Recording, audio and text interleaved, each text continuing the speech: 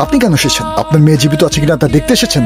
আমি আপনাকে বারবার সাবধান করেছি, কিন্তু আপনি কথা কানে নেননি। দেখুন তার পরিণতি। আপনার নিজের সন্তান আপনাকে দেখে ভয় পাচ্ছে। আপনি একজন সাকসেসফুল বিজনেসম্যান হতে পারেন, কিন্তু বাবা হিসেবে আপনি ফেইলিউর।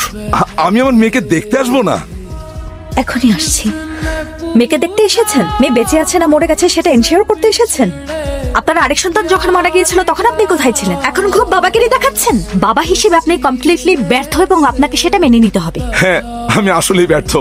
আমি আসলেই ব্যর্থ। উনি অ্যাডভোকেট মাহবুব। আমার ছেলে হত্যার আসামির বিচারের আয়োজন করা হচ্ছে। কি বলা উচিত?